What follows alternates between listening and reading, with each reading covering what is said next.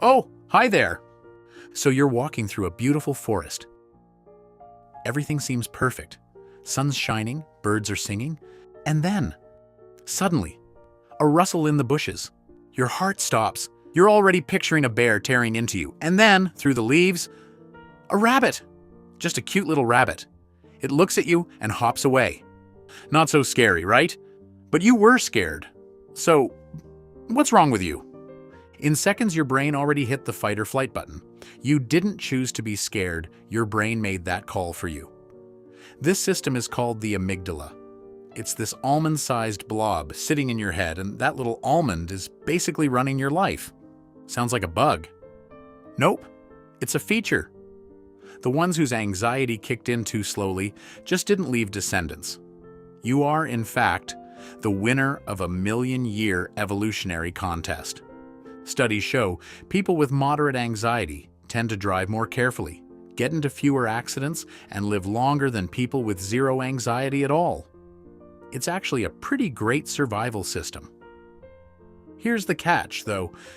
This system was built for very specific threats. A tiger, a snake, a hostile tribe. Threats that either kill you in minutes or vanish entirely. But the threat list for modern humans looks a little different now. A call from your boss could lead to getting fired, which leads to no money, which leads to starving to death.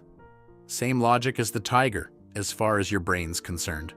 So it looks at that phone call and goes, "Oh, we might die from this," and fires off the exact same program. Adrenaline, tunnel vision, ready to run, except there's nowhere to run to. And here's the wild part. Your brain genuinely cannot tell the difference between an imagined threat and a real one. None. If you vividly imagine a tiger attacking you, the same neurons fire as if it were actually happening. Cortisol gets released. That's your stress hormone. Super useful in an actual fight.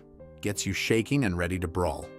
Except cortisol is supposed to clear out of your system in 20 to 30 minutes. Chronic anxiety just keeps it there, constantly. And that changes everything. It's like a fire alarm in your head that never shuts off. Not exactly pleasant, huh? For early humans, anxiety lasted about 3 minutes. Threat shows up, brain reacts, threat's gone, system powers down. But your anxiety lasts 3 days, or 3 weeks, sometimes years. Researchers at Stanford compared cortisol levels between office workers and hunter-gatherers in Tanzania, and the difference wasn't in the peak levels. Those were pretty similar. The difference was in how fast it came back down. For the hunters, about an hour. For office workers, sometimes never. But why does one person fall asleep in 5 minutes while you're lying there, spiraling about the end of the world? Why you? First answer, genetics. Roughly 30 to 40% of your anxiety level is inherited. So yeah, you literally got it as a gift from your ancestors. Second answer, childhood. A kid's brain is extremely moldable. If those early years weren't calm, the little guard inside learned to hit the alarm button more often. That doesn't make you a coward. Your brain just decided this world calls for being on high alert, and honestly, it's not wrong to be cautious. But don't worry, neither genes nor childhood are a life sentence, because your brain stays moldable your whole life. That inner guard of yours is smart. It can be retrained, which is exactly why the rest of this video exists. Okay, so what now?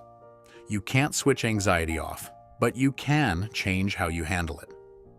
There's a specific tool for this called cognitive distancing. It's when you notice the anxiety, and instead of telling yourself, "I'm in danger," you say, "My brain is signaling danger."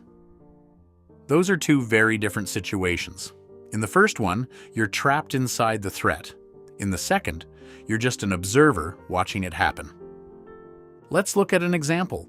Tomorrow, you've got a big meeting and you can't fall asleep.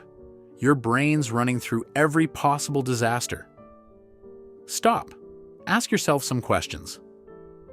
First question, is this a real threat or an imagined one? The meeting is real.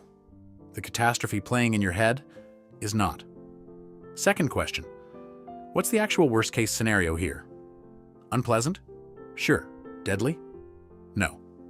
Third question. Could I handle it if it happened? Almost certainly yes. You got this job in the first place, so you're clearly not hopeless. And you've survived meetings like this before. Your brain's just trying to do its job. And when you actually answer its questions, it calms down a little. If that's not enough, ask yourself, can I actually change anything right now? If the answer's no, the best thing you can do is just breathe. Slow breathing literally tells your nervous system there's no danger here. Second tool. Remember how your body's primed to run but there's nowhere to go? So, let it run. It's not a metaphor. Just move. This is straight up chemistry. Cortisol gets burned off through movement. That's literally how it worked for a million years. Third tool. If moving doesn't sound appealing and your thoughts are just looping, write them down. Research from Pennybaker shows that 15 minutes of writing like this, 3 days in a row, lowers anxiety levels and even boosts your immune system. Your brain treats a thought you've written down as processed. You're not ignoring the alarm, so it quiets down. Studies also show that people who try to suppress an anxious thought end up thinking about it twice as often. It's called the white bear effect. Try not thinking about a white bear right now. See? The real question isn't, how do I get rid of anxiety? It's, what is it actually trying to tell me? Anxiety isn't smart, and it isn't dumb. It's just really old and really loyal.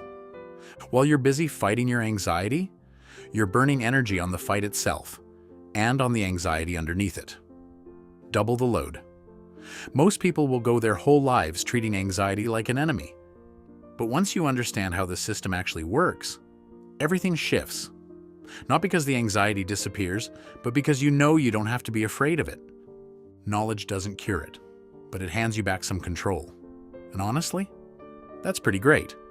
Love yourself, love your brain because it loves you back, and it's doing everything it can to keep you alive and well. Write in the comments what you think about this. Thanks for watching and subscribe to the channel.